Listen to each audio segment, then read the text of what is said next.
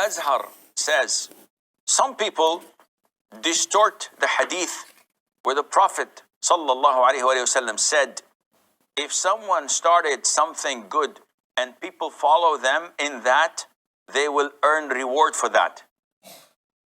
These people link this with innovation and they call it bid'ah hasana, a good bid'ah, a good innovation. Can you enlighten us on this, please?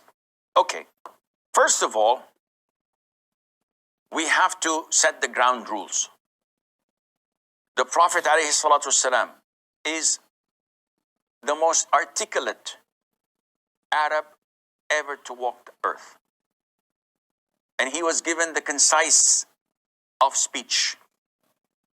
And his words are counted and full of meaning.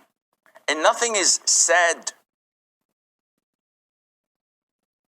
just like that without intending what's in it. Every time the Prophet ﷺ used to give grand sermons, like the Eid, like Al-Istisqa, like Fridays, he used to emphasize that everything that is innovated is a bid'ah. It's an innovation. And every innovation takes you astray. And everything that takes you astray would lead you to hellfire. He always reiterated this. Every innovated thing is a bid'ah. Every. He didn't say, but. He simply generalized every.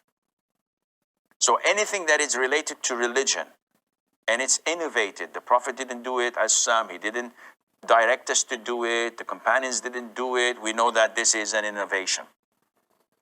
Who am I? Who are you to come and say, yeah, but there is a good innovation? So are you telling me that the Prophet, when he said every innovation is bad and it takes you astray, so are you telling that his statement is wrong and you know more? What is this? Are you a Muslim? How dare you reject the words of the Prophet as simple as that? Yeah, I know. There are scholars who said that. Subhanallah, we're talking about the Prophet of Islam, sallallahu alaihi wasallam. And you're telling me that there's Tom, Dick, or Harry who said otherwise, and you want to follow that? Again, are you a Muslim? How is it possible? He said, okay, what do we do with this hadith? Okay, we move on to clarify a misconception. What is the hadith? Whoever guides people to righteousness or something that is good, he will have their reward and the reward of all those who followed him without it being missed on the day of judgment. So this is a clear statement of good innovation. Okay, let's assume that. Can you please trace the origin of this hadith? This is interesting and challenging. I will do my research. So he goes and he comes back with Sahih al-Bukhari and the books of hadith. He says, listen, this is the hadith, I found it. Can you please tell me the incident that took place? He said, okay. The incident was, the Prophet was in the masjid, sallallahu alaihi wasallam, and people from Mudar, the great tribe of Mudar, went or came into the masjid, but they had clothes that were torn and signs of poverty were apparent on them. So the Prophet's face ﷺ changed. And he rose the pulpit. And he addressed the people. And he read a verse or two of the Quran. And then he encouraged them to take a visor between themselves and hellfire through giving in charity. Even by half a date. Not a full date, half of it. It will help you. And the companions were sitting there, listening to the sermon, did not react. And the Prophet ended his sermon and was waiting for the result.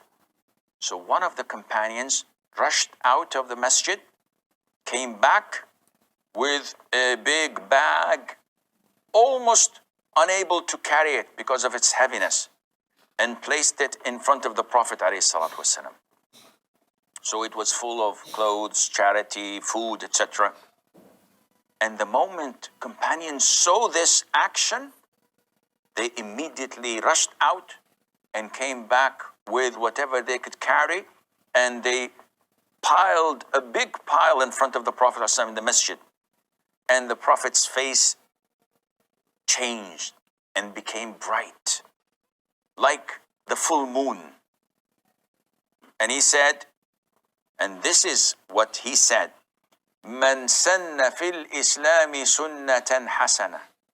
Whoever initiates in Islam a good deed, those who follow him will accredit him with good deeds without them losing any of their good deeds.